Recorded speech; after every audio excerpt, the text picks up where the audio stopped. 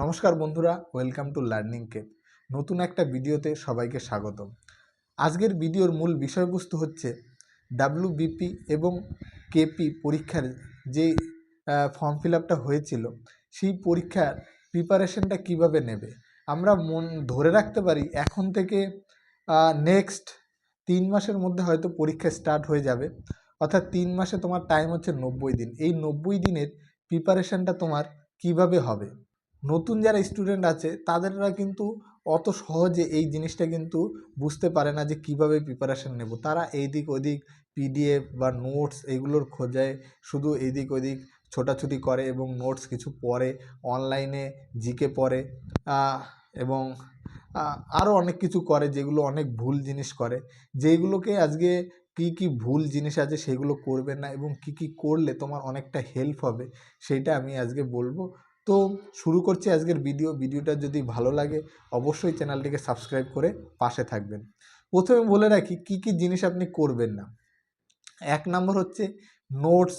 তো যদি নতুন হও, যারা পুরনো তাদের ব্যাপার আলাদা, যাদের বেসিক কমপ্লিট তারা কিন্তু অনেকটা পড়ে এসছে, তারা এদিক ওদিক থেকে জিকে বা এগুলো পড়লে কোনো অসুবিধা হবে না। কিন্তু নতুন স্টুডেন্ট যারা প্রথমবার দেবে বা যাদের ভিতটা এখনও সেইভাবে তৈরি হয়নি, তারা কিন্তু নোটস বা এগুলোর পেছনে ছোটাছুটি না করাই ভালো।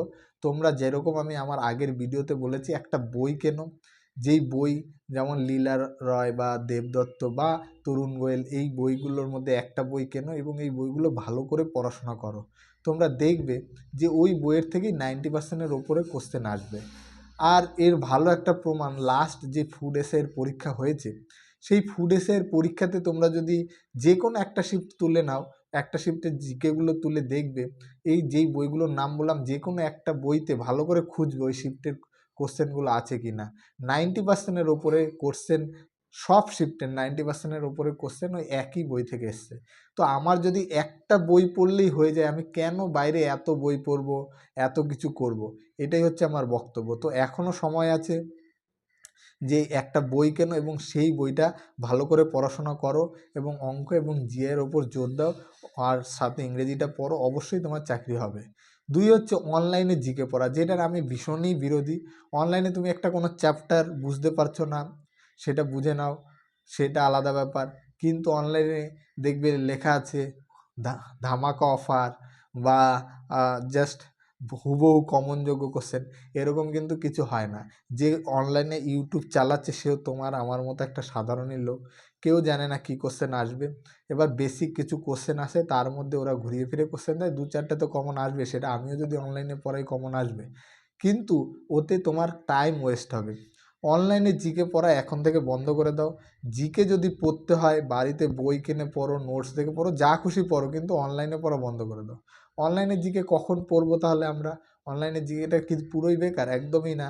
আমরা কোথাও যাচ্ছি, ট্রেন জার্নি করছি, সেখানে অনলাইনে বসে জিকে পড়লাম, পড়তে পড়তে আর ভালো লাগছে না, ঘুমানোর আগে অনলাইনে দুটো জিকে দেখে নিলাম, সেইটা আলাদা ব্যাপার। কোথাও বসে আছি, কোথাও গিয়ে টাইম ওয়েস্ট হচ্ছে, সেখানে গিয়ে আমি ইউটিউবে গিয়ে অনলাইনে জিকে দেখলাম, সেইগুলো ঠিক আছে। কিন্তু আমার মেন যখন কোর টাইম পড়ার, সেই সময়টা যদি আমি অনলাইনে জিকে পড়ি, তাহলে তোমার একদম ওয়েস্ট হবে। কারণ আমি নর্মালি অনলাইনের ম্যাক্সিমাম ভিডিওতেই তুমি দেখবে 40 মিনিট হয়তো 40টা জিকে পড়ায়। 40 মিনিটে 40টা জিকে, ভাবা যায় 40 মিনিটে 40টা জিকে পড়ায়। তোমার ওই জিকেটা দেখার পর মনে হবে আমার এটা মনে থাকবে, কিন্তু যখনই তুমি ওরকম আরও 10টা ভিডিও দেখবে না, তখন দেখবে লাস্টে প্রথমে যে পড়িয়েছিল সেই জিকেগুলো কিন্তু আর মনে নেই। তো ওই 40 মিনিট তুমি যদি বই পড়ো, মিনিমাম 200 থেকে 300টা জিকে তুমি পড়তে পারে।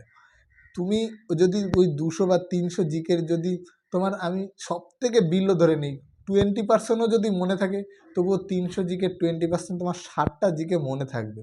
কিন্তু অনলাইনে মাত্র তুমি সেই সময় 40টা জিকে পড়ছো, তোমার সময় একদমই নষ্ট হচ্ছে। তো অনলাইনে জিকে পড়া এখনই বন্ধ করো। আর যেরকম বললাম বই পড়ো, এটা তোমার ভীষণ হেল্প হবে। আবারও বলছি, বই পড়ার বিকল্প কিছু নেই। তার প্রমাণ ওই এসআইয়ের পরীক্ষা বা তার আগে যেই পরীক্ষাগুলো হয়েছে স্টেট গভর্নমেন্টের, যে কোনো একটা সেট এনে তুমি একটা বইয়ের মধ্যে খুঁজে দেখো কোশ্চেনগুলো আছে কি না, ঠিক আছে? এবার বলছি যে তোমার তাহলে এই 3 মাসের রুটিনটা কী হবে, মেন জিনিস এইটাই আজকের বলার মেন উদ্দেশ্য। এই রুটিনটা কী হবে, এই 3 মাস তুমি কিভাবে পড়াশোনা করবে কন্টিনিউ। এই 3 মাসে একটা রুটিন বানিয়ে দিচ্ছি, এই হিসাবে 3 মাস পড়াশোনা করো, একদম আমি শিওর দিতে পারি তোমাদের পারফরমেন্স অনেকটাই হাই হয়ে যাবে। এখন যদি এই 3 মাস পড়াশোনা করো, এখন দেখে নেবে পারফরমেন্স কেমন আছে, আর 3 মাস পরে পারফরমেন্সটা দেখে নেবে যে তোমার কত হচ্ছে। তো সে কিন্তু তোমাদের গড়ে একটা 10 ঘন্টার একটা দিনে পড়াশোনা তোমার রাখতে হবে।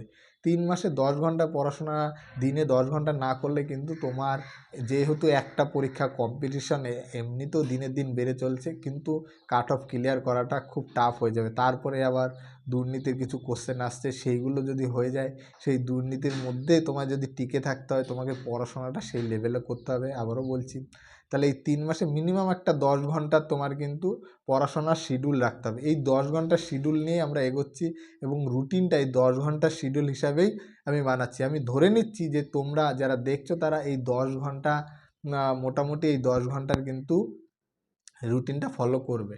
তো 10 ঘন্টার মধ্যে ম্যাথ করবে তুমি 2 থেকে 3 ঘন্টা। 2 থেকে 3 ঘন্টা তোমার কিন্তু ম্যাথ করতেই হবে, না হলে কিন্তু ম্যাথে অনেকটা প্রবলেম হয়ে যাবে। কিন্তু আমরা সবাই জানি ডাব্লিউবিপিতে কোশ্চেনের লেভেল অনেকটা অনেকটা অন্য পরীক্ষার চাইতে একটু ইজি হলেও কিন্তু টাইমটা কিন্তু ওরা অনেক কমিয়ে দেয়, যার ফলে কিন্তু ডাব্লিউবিপি পরীক্ষাটা অনেকটা টাফ হয়ে যায়।